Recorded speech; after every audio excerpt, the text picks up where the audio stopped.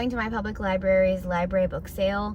This happens like 2 to 3 times a year, and I've gone a couple of times before. But today I'm so excited because I am officially a member, and all that means for this instance is that I get to have a preview night, which is tonight. It's advertising 20,000 plus books, so I just got downtown and I'm gonna walk around for a little bit before I head over to the library. Let's go.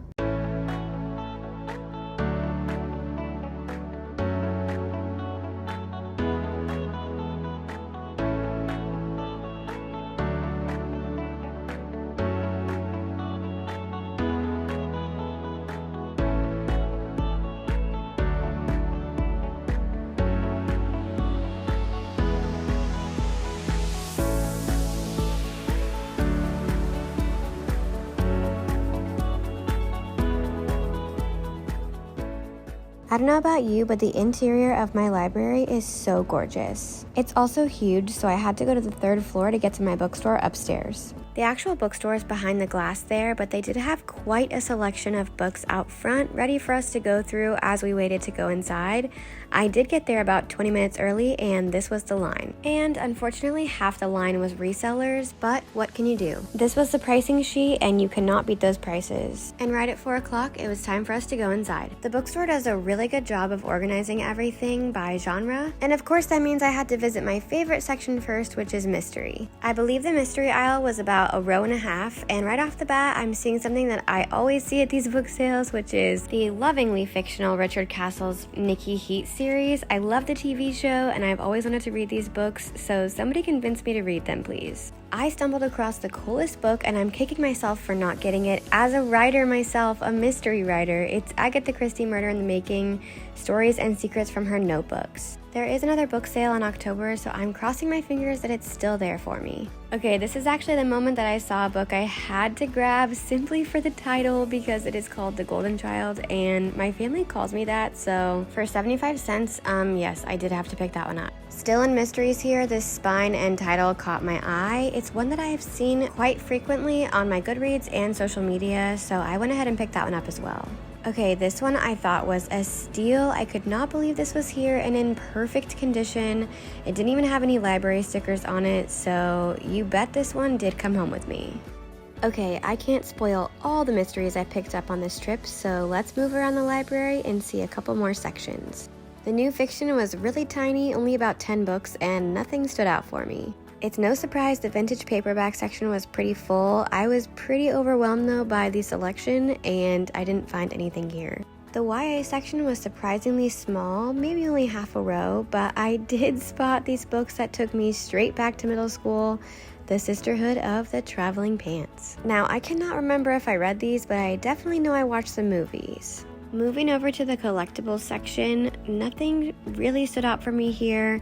I thought this Nursery Rhyme Murders by Agatha Christie was kind of cool, but as you can see when you open it up, these are a little bit more expensive. This one was $15, so it would have only been $7.50 since it's half off, but I still left this one behind.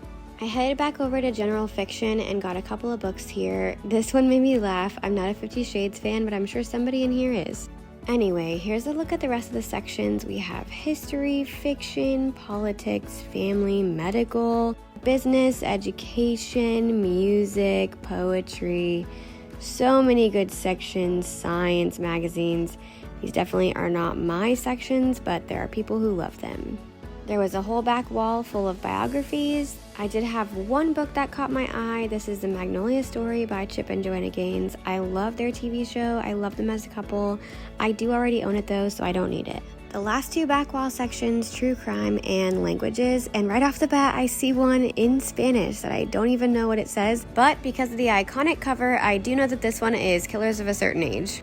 Alrighty, so that wraps up all the main sections, and now we have some side sections. These are children's and immediately Descendants. Yes please. I might be 32, but I still love that show. Although when I was in school, this one looks a little bit more up my alley. Spy Kids, yes please. They might have been over on the side, but the children's section kept going and going, which was great.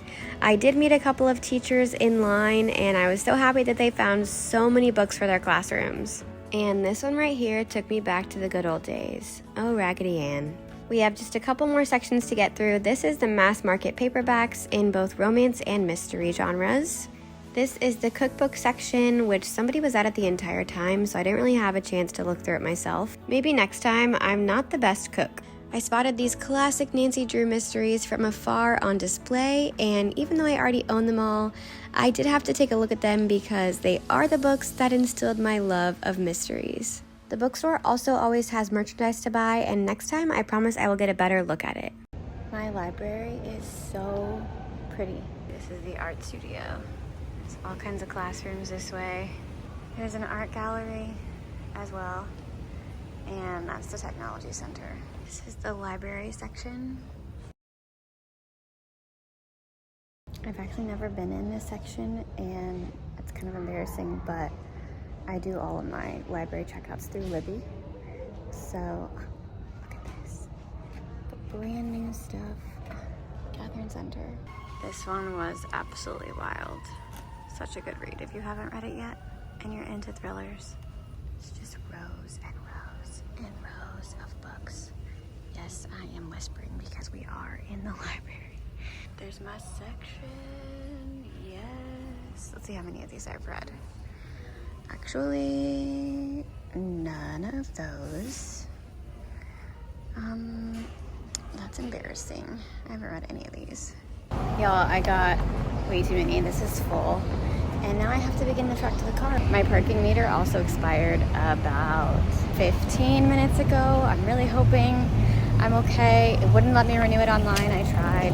So we're just hoping for the best here. Our historic district is so interesting because it's a mixture of like old style architecture like this.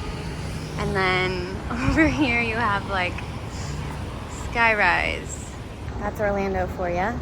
This is all under construction right now, which is sad because this is a really pretty area with a nice little fountain. Yeah, so I got a ton of books, like way more than I was expecting to get. So I will be doing a book haul. I spent $6, and 2 of those were this bag. I sure do have this at home, and I should have just brought it, but I didn't think I was going to find this many. And I did, so I needed a bag because it's quite a walk to the car.